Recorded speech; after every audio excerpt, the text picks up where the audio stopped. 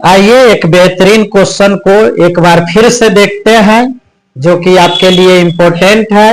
और क्वेश्चन क्या है यहाँ पे हम समझेंगे। क्वेश्चन है कि देखिए ये VBI क्वेश्चन है, एन के किस मान के लिए, यानी यहाँ पे एन के किस मान लिखा हुआ है, अर्थात एन का मान आपको ज्ञात करना है, ठीक है ना।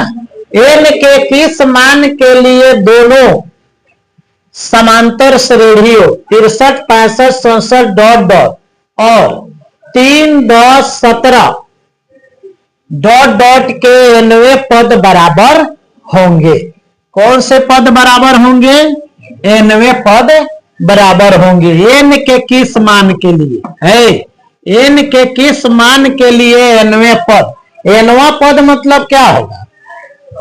nवां पद का मतलब होगा कि इसका अगर 10वां पद बराबर है इस एपी का, तो इस एपी का भी क्या होना चाहिए? 10वां पद बराबर हो, माने दोनों का मान क्या हो, हाँ सेम हो जाए, दोनों का मान क्या हो जाए? सेम हो जाए। वही चीज बताना है, दोनों का मान क्या हो जाए? सेम हो जाए। माने कितना गिनती हम गिने कि कितने नंबर पर इस एपी में और कितने नंबर पर इस एपी में, दोनों में क्या हो कि हाँ nवें पद क्या हो जाए? बराबर हो, ठीक है ना। ये बताना है एन के किस मान के लिए, मतलब एन के किस मान के लिए ये दोनों पद क्या हो जाएंगे? बराबर हो। क्या करना है इसमें ही पहले समझिए। सबसे पहले आपको क्या करना है कि इसमें से इस एपी से आप ए निकाल लीजिए, बी निकाल लीजिए, क्योंकि अंतिम पद तो है नहीं। अंतिम पद देता तो यहाँ पे ये बात नहीं लिखता। और इसमें से भी ए और डी आप ज्ञात कर लीजिए। पहला एपी एक हो जाएगा, एक दूसरा एपी हो जाएगा। अगर आप ज्ञात कर ले रहे हैं, दोनों अगर आप ज्ञात कर ले रहे हैं, तो उसके बाद आपको एनवां पद बताना है। तो एनवां पद को हम किससे डिनोट करते हैं? एन से करते हैं। यानी पहले एपी का एन ज्ञात करेंगे और फिर दूसरे एपी का एन ज्ञात करेंगे। अब दोनों को हम बराबर कर देंगे तो क्या हो जाएगा? हमारा एन का मान निकल जाएगा। बस इतना ही करना है। तो चलिए इसको कैसे सॉल्व करेंगे, यहाँ पे उस तरीका, उस नियम को हम समझते हैं। यहाँ सबसे पहले आप क्या लिखेंगे? सॉल्व लिख लेंगे और यहाँ पे लिखेंगे, चूंकि पहला एपी है, पहला एपी यानी समांतर श्रेणी क्या दिया हुआ है? 63, 65, 67 डॉट डॉट डॉट, ये क्या किया है? दिया है। इतना आप लिख सकते हैं। यहां आपको क्या करना है? यहां प्रथम पद ज्ञात करना है। प्रथम पद, ठीक है, हिंदी में लिखिए या इसको ए से डिनोट करते हैं, ये लिखिए। हम दोनों लिख देते हैं ताकि आपको आगे चल के दिक्कत नहीं हो। तो प्रथम पद ए बराबर 63 हो जाएगा। सार्वंतर निकालना है। सार्वंतर मतलब क्या? इसको किससे डिनोट करते हैं? डी से। यानी दूसरा में से पहला घटाना, 65 घटाओ क्या हो जाएगा? 63। तो कितना आ गया? यहाँ पे 2 आ गया है, 2 आ गया। चलिए इसमें पदों की संख्या नहीं आएगी, पदों की संख्या तो खुद ज्ञात करना है। अब लेंगे दूसरा एपी। क्या करेंगे? दूसरा एपी। तथा लिख दीजिए, तथा दूसरा एपी। दूसरा एपी आपका क्या होगा? बोलिए। 3, 10, 17 डॉट डॉट डॉट क्या किया है बाबू? दिया है। इतना लिखने में आपको कहीं से दिक्कत है? नहीं है, आराम से आप लिख सकते हैं। अब इसमें से आपको क्या निकालना? सेम वे है, सेम उसी तरह यहां प्रथम पद आप ज्ञात कर लीजिए। प्रथम पद बोल बाबू क्या होगा? सभी कोई बोलिए। 3। आप वीडियो देख रहे हैं तो आप भी बोलिए कि आप सही बोल रहे हैं कि नहीं। सार्वंतर डी क्या होगा? तो दूसरा में से पहला घटेगा तो ये हो जाएगा आपको 10 में से 3 जाएगा तो 7 हो जाएगा, ठीक है ना। हम जैसे बोल रहे हैं आप भी रिपीट कीजिए, आपको भी क्या होगा? फायदा होगा, ठीक है। अब इतना हो गया तो हम क्या करेंगे, सीधे लिख देंगे प्रश्न से। ठीक है, पहला एपी के लिए है, पहला एपी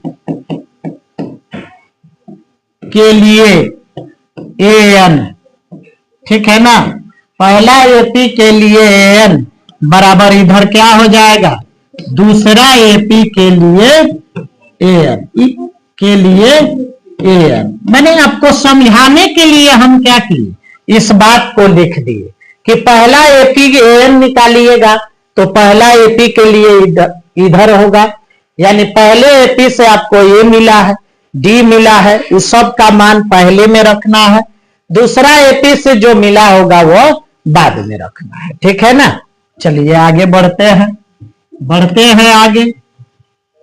तो एन बराबर क्या होता है, a plus n minus 1 into d, आप पढ़े होंगे फॉर्मूला। दूसरा के लिए भी वही फॉर्मूला होगा, एन बराबर a plus n minus 1 into d, लेकिन दोनों में मान जो रखेंगे वो क्या करेंगे, अलग रख देंगे। ठीक है ना, क्योंकि हमने डिनोट कर दिया था कि पहला के लिए ए डी यह होगा और दूसरा के लिए भी ए डी यह होगा, पहला दूसरा लिख दिए तो सेम सेम ए डी लिख सकते हैं।